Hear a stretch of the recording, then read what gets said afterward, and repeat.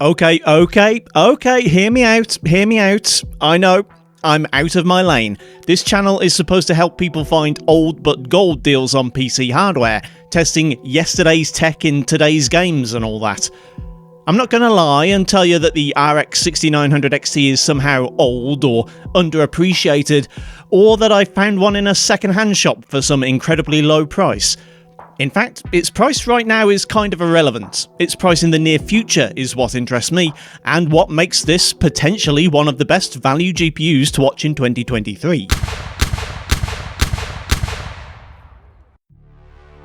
I'm going to assume you know what the RX 6900 XT is. It only launched 2 years ago, it was current until this year, and its successor, the 6950 XT, was mostly just a factory overclock.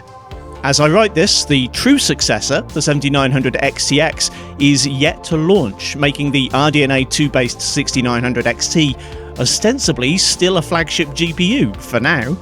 How did I get hold of one? Well, you could say I have connections.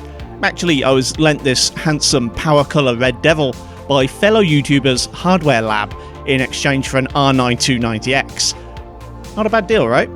Well, there was more to it than that. I also collaborated with them on the script for their upcoming comparison between that old GCN 2 flagship and its direct competitor, the Nvidia GTX 780 Ti. Their channel is linked below. Head over and check out their videos and subscribe to them to see the collab when it goes live. My test PC looks a little bit anemic compared to the mighty 6900, with its bargain basement Ryzen 5 5600G and B450 motherboard. I actually had to switch out my power supply for something with 3 PCIe connectors, and if you find yourself a good deal on a higher draw card like this one, you might want to factor in the price of a new PSU if you don't have at least a 700 watt unit from a decent brand. To avoid a CPU limit, I'll be testing at 1440 and 4K, and I might even throw in a few ray tracing tests while I'm there. We don't know when God of War Ragnarok will make its way to PC, but for the time being we still have the excellent original. I've never really felt ashamed of my 1440 144Hz Asus monitor before, but the 6900 XT sent me temporarily insane, and I actually started thinking about 4K again. At 1440 Ultra, this card can push over 100 FPS, with lows in the high 80s. At 4K, no compromising on settings, it averaged almost 70 FPS. The settings did give a warning about my system RAM and page file, so if you're using 16 gigs of RAM and a 16 gig fixed page file, you might want to increase it by a few gigs, or maybe treat yourself to a RAM upgrade too. I just want to quickly apologise for the recording quality in this video. I dropped the bitrate to avoid the issue I had with my recent CPU videos, and probably went a bit too far. Anyway, Elden Ring usually makes it to my benchmarks because, despite being capped to 60 FPS, there's usually a resolution or setting combo that will cause a GPU to drop. That might be true for RTX 2060s and overclocked Vega 56s, but it's not the case with the 6900 XT. At 1440 maximum, the game would occasionally dip into the 50s, but was mostly a rock-solid experience. Increasing to 4K did absolutely nothing to change this. In fact, the 1% low was more than a frame higher. We all know by now that the Forza Horizon 5 benchmark is a bit intense. Although the game is generally well optimised for a range of different hardware, the built-in test goes a lot harder than you'd expect from free roam gameplay. This isn't a bad thing, it means the benchmark represents a worst case scenario for FPS. With the 6900 XT, the worst case is 134 FPS at 1440 extreme settings. In fact, dropping to Ultra only adds about 15 frames, so unless you're absolutely dead set on a 144Hz lock, you might as well just leave it at max settings. 4K is obviously a different matter, being over double the pixel count of 1440, so obviously we can only expect over 90 FPS at extreme. You could lock at 4K 60. Jesus. This is alien territory for me. In a year of testing this title, I've yet to have what I'd call a AAA experience in Halo Infinite, with most older cards stuck at 1080 low to maintain a decent frame rate in more complex outdoor scenes and large-scale multiplayer. Naturally, the 6900 XT has no such issues. At 1440 max quality, averages break over 100 FPS and 1% are just above 60. Bear in mind this is just an outdoor section. From previous testing, I found that big team battles are about the same as this, give or take, and indoor sections and smaller scale multiplayer games could be up to 20% higher. But how about 4K? Well, in multiplayer you might want to drop a couple of settings to maintain a locked 60, but it should definitely be possible. Maxed out, Halo averages just over 70 FPS, with 1% lows of about 50. Cyberpunk 2077 now has official FSR2 support, and given what I've shown you of this beast so far, you might wonder if the game actually needs it.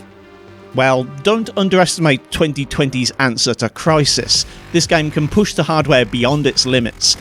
At 1440 Ultra, it manages over 75 FPS on average, but does drop below 60 often enough to affect the 1%.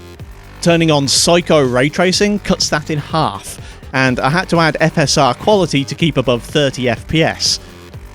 At 4K, you'll probably still find Ultra settings mostly playable, with a 35 FPS average and a cinematic 24 FPS 1% low, but the RT run only hit about 10 FPS and needed FSR performance to reach 30.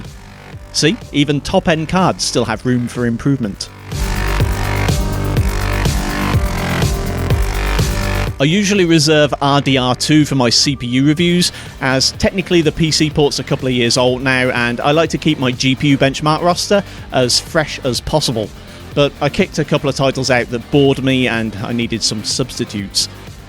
My benchmark run through Saint Denis isn't very action heavy, but there are a ton of NPCs and effects to render, and there's potential for the Ryzen 5600G to be a limiting factor here.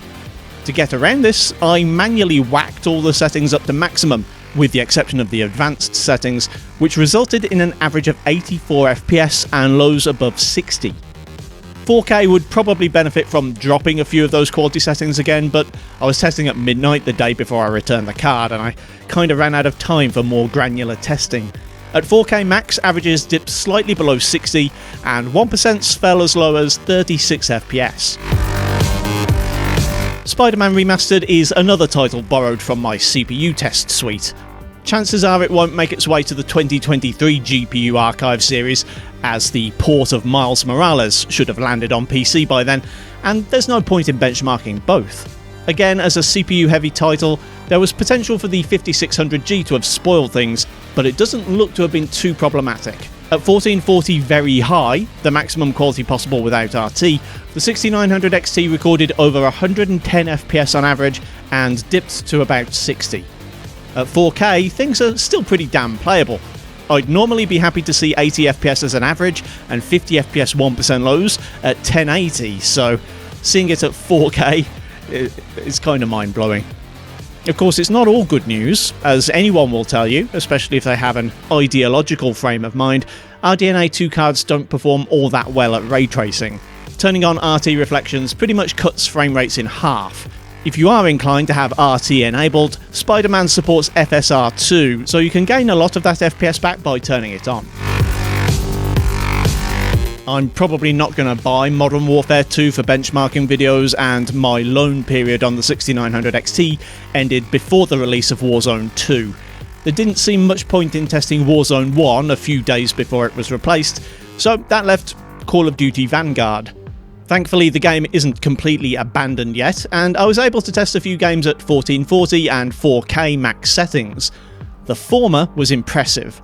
You could happily lock at 120, though you might still need a better CPU if you wanted to lock at 165 or higher, even with dropped settings. 4K can still average over 100 FPS at max settings.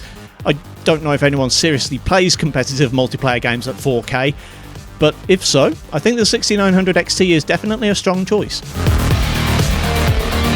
In reality, you won't be playing Fortnite at epic settings, even with a monster GPU like this one.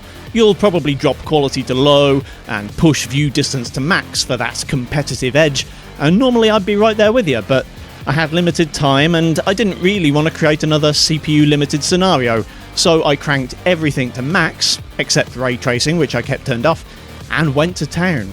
At 1440 things are still pretty damned impressive, averaging only slightly below my monitor's 144Hz refresh rate. 1% lows are unpredictable in Fortnite, as I'm sure you're aware, but on my second match I saw just under 90 FPS. My first was much worse, naturally. At 4K, while we're not talking about unplayable frame rates, it's not enough for you sweaty players out there at a mere 75 FPS average. You're probably going to want to drop some settings for this one, but you knew that already. Finally, even at max settings, Apex Legends is borderline CPU limited, especially indoors. At 1440 it's possible to see well over 240 FPS from the 6900 XT. Pushing to 4K does relieve the CPU bottleneck, but it also drops below the 144 mark on average. You could probably drop a couple of settings if you wanted to run at a fixed 4K 120 or 144, but if you just want to crank everything up to the max, you should see north of 130 FPS on average. Here in the UK right now, it's possible to find new RX 6900 XTs for £800, and used ones for less than £700. If the newly announced RX 7900 XT and XTX exceed expectations and can be found at or close to their alleged $900 and $1,000 retail prices, the knock-on effect on the 6900 XT's resale price could be huge. Also, for those of you worried about such things, these GPUs were far less common in Ethereum mining rigs than the Nvidia equivalents, so anyone concerned about buying used cards that have been contaminated by the dreaded crypto can breathe a sigh of relief. As a top tier 4K and 1440 gaming GPU then, I don't think there'll be a challenge to the 6900 XT for quite a while, especially if you can pick one up for the right price. Thanks once more to Hardware Lab for their loan of the card. Check out their channel at the link on screen or in the description. Thanks for watching, kindly do the usual YouTube things if you feel so inclined, and I'll see you next time.